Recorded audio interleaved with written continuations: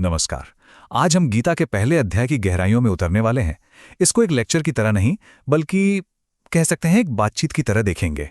ये समझने की कोशिश करेंगे कि हजारों साल पहले कहे गए कृष्ण के शब्द आज भी हमसे, हमारी जिंदगी से इतनी गहराई से कैसे जुड़ते हैं। तो हम शुरुआत कर रहे हैं अध्याय 1 से। ये वो नींव है जिस पर पूरी गीता की इमारत खड़ी है।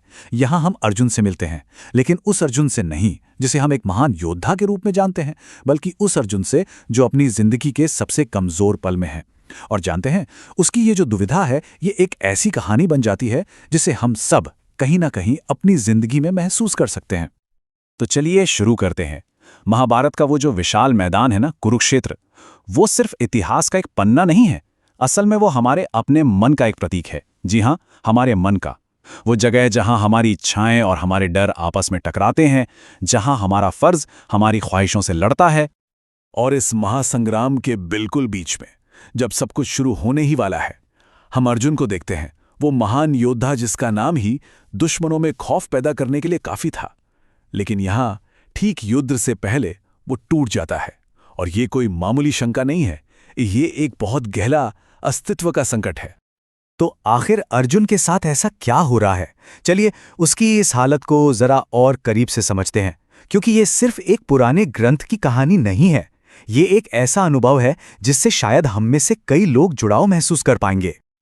ये अर्जुन के अपने शब्द हैं, और सोचिए इनमें कितनी बेबसी है। वो सिर्फ घबराया हुआ नहीं है, उसका शरीर उसका साथ छोड़ रहा है।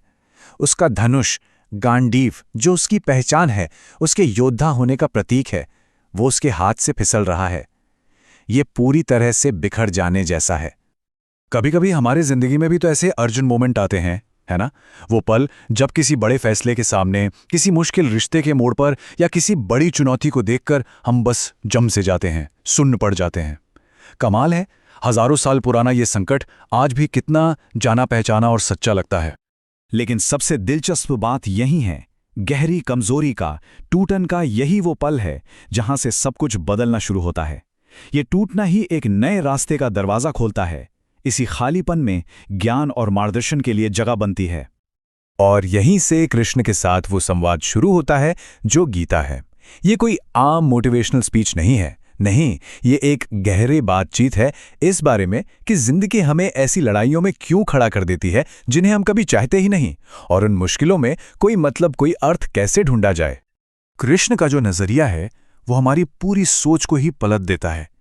वो कहते हैं कि अर्जुन, असली जंग तुम्हारे सामने खड़े लोगों से नहीं, बल्कि तुम्हारे अंदर चल रही है। बाहर की दुनिया की उलझन तब तक सुलझ ही नहीं सकती जब तक तुम अपने अंदर के भ्रम को नहीं सुलझा लेते। और तुम्हारी ये जो कमजोरी है, ये कोई रुकावट नहीं है, यही तो मुक्ति का रास्ता है। तो पहला सबक क्या मिलता है? वो इस एक शब्द में छुपा है, स्वीकारोक्ति। इसका सीधा सा मतलब है अपनी हालत को, खासकर अपने डर को, बिना किसी जजमेंट के जस का तस मान लेना, स्वीकार कर लेना।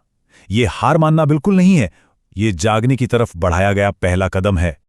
देखिए, बुनियादी फर्क बस इतना सा है। भ्रम कहता है कि अपने डर से भागो, उसे अनदेखा करो, ऐसे बर्ताव करो जैसे वो है ही नहीं। लेकिन जागृति कहती है, रुको, मुड़ो और अपने डर का सामना करो, उसकी मौजूदगी को स्वीकार करो। ये उसे देखकर कहने जैसा है, हाँ, मैं तुम्हें देख रहा हूं, तुम यहां हो। अच्छा, अब एक पल के लिए जरा एक अलग नजरिए से देखते हैं। कुछ बहुत ही दिलचस्प। गीता की जो बनावट है ना, उसी में एक छिपा हुआ संदेश है जो हमें अंकों के जरिए मिलता है। ये अध्याय 1 है। अंक शास्त्र में संख्या 1 नई शुरुआत, एकता और नेतृत्व का प्रतीक मानी जाती है। तो ये कोई इत्तेफाक नहीं है कि ये महान यात्रा इसी अंक से शुरू हो रही है। ये हमें कुछ बहुत जरूरी इशारा कर रहा है। और वो इशारा ये है, असली ताकत डर का ना होना नहीं है, बल्कि डर के होते हुए भी उसका सामना करने का साहस है। हर महान सफर, हर तरह का नेतृत्व उस एक पल से शुरू होता है जब हम अपनी कमजोरी को स्वीकार करते हैं। वही हमारी शक्ति का असली स्रोत बन जाती है। तो ये जो एक शक्तिशाली विचार है स्वीकार करने का, इसे हम अपनी रोजमर्रा की जिंदगी में कैसे उतार सकते हैं? चलिए इस गहरी फिलॉसफी को एक प्रैक्टिकल अभ्यास में बदलते हैं। ये एक बहुत ही सरल 3 चरणों का चिंतन है। पहला, अपनी जिंदगी में किसी एक रण क्षेत्र को पहचानिए, कोई ऐसी स्थिति जहां उलझन है या फंसा हुआ महसूस हो रहा हो। दूसरा, उस डर को एक नाम दीजिए जो आपको रोके हुए है। और तीसरा, बस एक पल के लिए कल्पना कीजिए कि कोई बहुत समझदार, शांत और दिव्य आवाज उस डर के बारे में क्या कहेगी। ये इस ज्ञान को निजी बनाने का एक तरीका है। और ये हमें इस अध्याय के सार पर लाता है, एक बहुत ही शक्तिशाली विचार। ये हमें याद दिलाता है कि जिंदगी में हम जिन बाहरी लड़ाइयों का सामना करते हैं, चाहे वो करियर में हो या रिश्तों में हो, वो असल में हमारे अंदर की जीत के लिए एक मंच होती हैं। तो जाते जाते एक सवाल छोड़ जाता हूं जिस पर सोचा जा सकता है। किसी की अपनी कौन सी आंतरिक लड़ाई है जिसे जीतना असल जीत की तरफ पहला कदम है? यह एक ऐसा सवाल है जो हर किसी को अपनी यात्रा और आगे के रास्ते पर सोचने के लिए मजबूर करता है।